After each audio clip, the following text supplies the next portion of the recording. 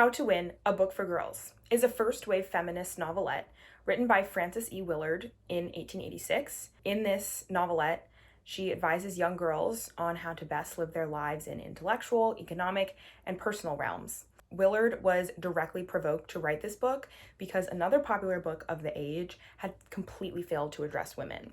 This book was William Matthews' Getting On in the World, which was first published in 1872. According to Willard, it was a bestseller. She knew Matthews, who wrote this book, and she asked him why he didn't talk about women in the book. And he responded, "You guessed it right, I simply forgot to speak of women." Not even a decade later, How to Win, a Book for Girls came out. Willard intended for this book to act as what Matthews' book had done for men, but this time she was targeting women as her audience. Willard finds that women of her time just let life happen to them. They don't seem to have any interest in controlling where their life goes. She uses this funny metaphor to compare men and women. As things are now, when I see an audience of young men, they remind me of a platoon of soldiers marching with fixed bayonet to the capture of their destiny, while an assembly of young women, on the other hand, recalls a flock of lambs upon a pleasant hillside that frisk about and nibble at the herbage and lie down in the sun. Above them soars the devouring eagle of their destiny, sweeping in concentric rings around the blue air and ready to pounce down upon them, while the meek little innocents turn their white faces skyward and mildly wonder what that graceful creature is up yonder. She uses personal anecdotes to help her readers relate to her and see that once she also felt helpless and like life was just happening to her. She puts in excerpts from her girlhood diary, which appeals to her young female readers through her vulnerability, and also hopefully these young girls would be able to relate to the vulnerable thoughts that she's sharing. At one point she says, "Dear me, if I were my brother, instead of being only a girl, we'd soon see whether I've a talent for medicine or not." In this quote, you can see that she has no control over what she's allowed to study. Even if she's interested in medicine, she's not allowed to delve into it because she's a girl and there's nothing that she can do about that. Willard does know that women are capable of succeeding, though, but it's society's fault for shoving women into these very specific holes of being submissive, homemakers, mothers, and really no other choice of what they want to do in their life. However, society is changing during this time. It's about to be the turn of the century into the 20th century. The Industrial Revolution is well underway. That is a sweeping statement, but it's true. The telephone was just invented. There is a lot going on at the time. Let's use some of the World's Fairs of the time as an example. There were World's Fairs in many different cities all over the world every single year. But let's take Paris, for example. The one in Paris right before How to Win, a Book for Girls was published was in 1878. At this World's Fair, they advertised rubber tires, the typewriter, the personal sewing machine, and Thomas Edison's megaphone and phonograph. These were huge inventions. The World's Fair right after How to Win, a Book for Girls was published was in 1889. This was the World's Fair where the Eiffel Tower was put up. Additionally, Impressionism was on the up and up at the time, which was a huge, huge shift in the art world. The World's Fair after that was in 1900, and there was a visitor, Henry Adams, who wrote a really important piece on the Industrial Revolution and the battle between scientific progress and traditionalism. Henry Adams gets a tour of the Great Hall of Dynamos. I didn't know what a dynamo was, but a dynamo was the first type of generator that was able to deliver electricity that could be used for industry. Adams says that the dynamo to him was a symbol of infinity. He says that he began to feel the 40-foot dynamos as a moral force, much as the early Christians felt the cross. He finds that somehow the naturalism of Earth and how great and massive it is seemed not so impressive anymore compared to how incredible the dynamo was. A lot of the technologies he was seeing, he didn't even understand. He says, "In these 7 years, man had translated himself into a new universe which had no common scale of measurement with the old." He's saying that technology had transformed so quickly in the most recent years, and it was really hard for him or for other educated people at the time to wrap their mind around how certain technologies worked, where in the past, it was a little bit easier to understand. He compares this new mechanical force and the force of the new technocracy to the power and the force of the virgin. The virgin represents sex, beauty, and reproduction. He brings in a Latin quote that translates to, "You alone govern the nature of things," in reference to the virgin. He finds that in Paris, where he is, the virgin still has power and has a force over society. But in America, thanks to the Protestants, that neither Venus nor Virgin ever had value as force, and they never would. The dynamo and the virgin both represent different channels for desire and power. The dynamo represents progress and science. The virgin represents tradition and natural life. He asks, which drives humanity? Both have the ability to be a driving force. Adam sees this as a massive reckoning with power that all of humanity is going to have to deal with.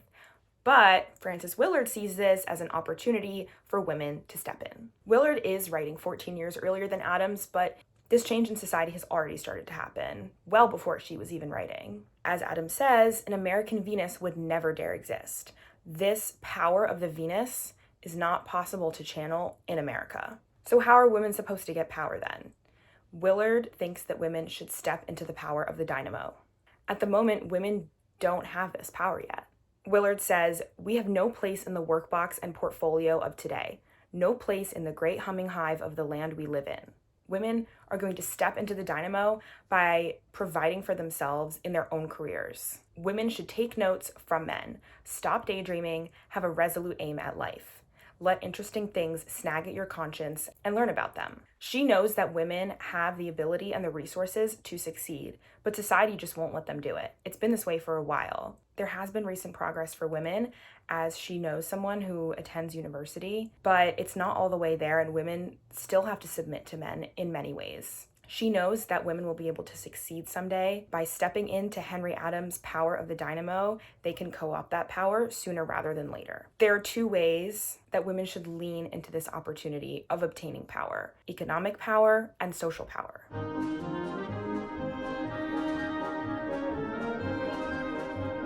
A large part of Willard's argument is about the importance of women obtaining economic freedom from men. While Willard is writing, women marry mostly for economic reasons, because they cannot make their own money. It's almost like their only career prospects are marriage. Plus, most of the time, these men are awful. They treat the women really bad, they're drunk all the time, and then women have to take care of their kids and their husband. If women are economically independent, and they don't have to rely on a flop, drunk man for the rest of their lives, then, through their economic independence, they're able to look for a true mate to spend their lives with, as opposed to a leech of a husband. Willard has a part where she talks about where men know that they can trap women into marriages because they don't have any other way to provide for themselves except to get married. Once they're married, the women have no right to look down on their husband for his way of life. If she's even allowed to divorce him, she won't have any money to rely on. The world's theory furnishes every young lady that draws breath with a lover loyal and true, but the world's practice shoots him on the battlefield or stunts and poisons him with alcohol and nicotine until he can only rattle around through life. Willard also talks about how a lot of housekeeping will soon be mechanized. Just like Adams was saying, he was seeing all this incredible technology in the Hall of Dynamos. Willard knows that very soon, women might even be out of the one job they're allowed to have right now. So they may as well get ready and step into the workforce so that they don't have to risk this happening. Charlotte Perkins Gilman wrote on a very similar idea in 1898, a little bit later. Gilman says that women have to marry in order to be taken care of economically. In order to have the best choice of mates that can provide the most for them, women have over time exaggerated their sex characteristics. Gilman brings in Darwin's theory on the origin of species and natural selection. Gilman says that the female, losing economic activity and modified entirely to sex, becomes a mere egg sac, an organism with no powers of self-preservation. Gilman has explained the simple arrangement that men and women have been following until this time. Women sit there, look pretty, make babies, and keep house, while men provide for everyone economically. In order to help their readers better understand the kind of sex characteristics that they're talking about, Gilman and Willard both talk about unnecessary fashion trends that women follow in order to get a mate. Gilman says, from the odalisque with the most bracelets to the debutante with the most bouquets, the relation still holds good. Women's economic profit comes through the power of sex attraction. Willard talks about corsets and how they are so ridiculous and uncomfortable and keep women from being healthy or moving around. Corsets will help women attract a mate, but they'll restrict them in every other sense, both physically and intellectually, at getting anything else done. While Willard and Gilman were really passionate about women's equality, there were plenty of people who didn't think this was the right path for society. For example, Roosevelt, Roosevelt, thought that men being dominant and women being submissive were how things were meant to be. Men should gladly labor, provide for himself and those dependent on him, and women should be housewives, homemakers, and good moms to children. In 1899, in The Strenuous Life, Roosevelt writes, "When men fear work or fear righteous war, when women fear motherhood, they tremble on the brink of doom." What Willard and Gilman know, though, is that this sort of thinking is limiting women and limiting society in so many ways. Women have no other skills besides homemaking. Willard says that you can't rely on marriage to support you for the rest of your life. All women need to be able to support themselves at all times. And it's super possible for women to do this. Willard and Gilman are both adamant that women have just as much ambition as men do, and lots of interest in paths besides homemaking. In chapter 3, Willard talks about how everyone has their own special gift that they should cultivate, given to them by God. Willard says, "Cultivate then your specialty, because the independence thus involved will lift you above the world's pity to the level of its respect, perchance its honor." Gilman does not elaborate much on if women should focus on any specific non-homemaking pathway when looking for other careers. Willard, however, does have opinions on this. She thinks that women should bring their nurturing homemaking energy out into the world. "Indeed, if I were asked the mission of the ideal woman, I would reply, it is to make the whole world home-like." About a decade later, she actually ends up writing a book on which career paths are ideal for women to go into. It's 500 pages. In How to Win, a Book for Girls, Willard says, "Women's favorite specialty will always be some phase of religious, educational, reformatory, or philanthropic work, or some topic relating to the home. It's clear that, although she believes women are equal to men and should have just as much of a place in society as men, that women are still naturally more nurturing than men are and should lean towards those sorts of careers." This is also when she talks a lot about the Women's Christian Temperance Union, which she's the president of while she's writing this book. She says that working for the WCTU appeals to the morals and it's a noble job for women to do. She says that it's the most promising field of labor and reward that can be named for women. While Willard does focus on certain career paths that she thinks are ideal for women, it's still clear through her and Gilman's writing that they believe that economic freedom for women has the ability to give women the independence they deserve. The independence to choose a career pathway besides homemaking, the independence to not be tied down to a drunk husband and young kids, the independence to wear comfortable clothing, and the independence to be more than a vessel for reproduction.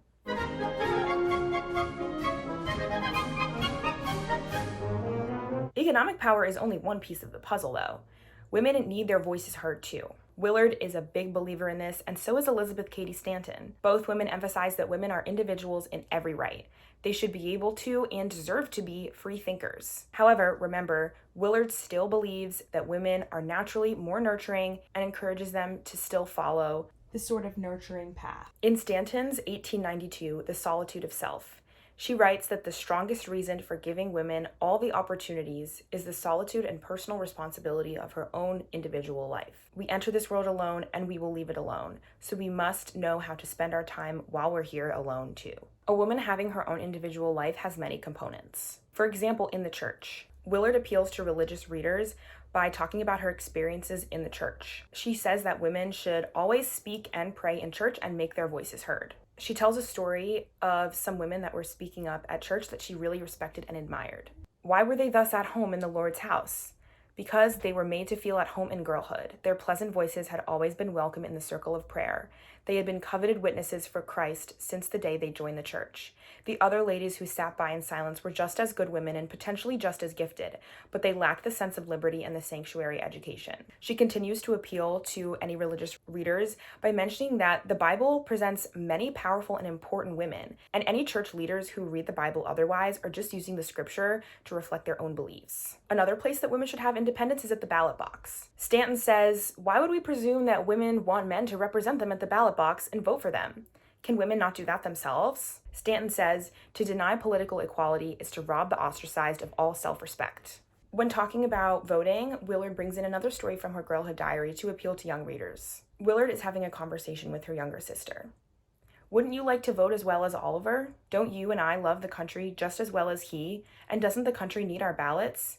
Whereupon she looked scared, but answered, "Of course we do, but don't you go ahead and say so, for then we should be called strong-minded." Another way that women can make a difference is through their actions. As previously discussed, Willard says that every person has a God-given gift. God and the world need you to delve into your gift. If you don't explore your gift, you will not succeed in life. It's also very noble to share your gift with others. This is yet another way that Willard is appealing to religious readers of her book. A fourth way that women can make their voices heard is through media. Willard says that women are an important and complementary part of journalism, and that women have brought light, compassion, truth, and grace to it as it's opened up more to women. She also says as women's clothes get more comfortable and social equality eases for women generally, it will be easier for them to have a healthy and adventurous journalistic career. The final way that women can make their voices heard is in education. At this time, men get very well-rounded intellectual educations involving all sorts of subjects. Some people argue that women should have specialized female educations.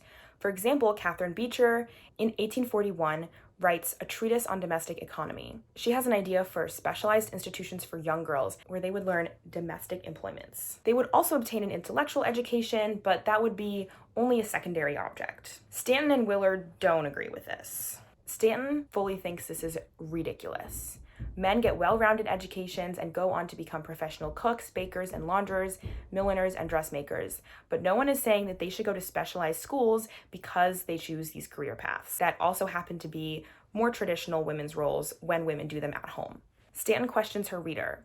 Because some men fill these departments of usefulness, shall we regulate the curriculum in Harvard and Yale to their present necessities? No. So why would we make girls go to these schools? Let women have equal educational opportunities as men have. Besides Willard's thoughts on the types of careers that women should have, it does not seem like Willard thinks that women should have a specialized education. As previously discussed in her girlhood diary, she writes, "Dear me, if I were my brother, instead of being only a girl, I'd soon see whether I've a talent for medicine or not." This girlhood quote illustrates for readers that women's power and independence is limited when they are restricted from exploring diverse career paths. It also lets us know that Willard supports women learning about subjects that may lead to non-homely occupations. Intellectual and social power is just as an important piece of the puzzle as economic power is. If women do not have a voice to advocate for themselves, there is no way that future progress can be made.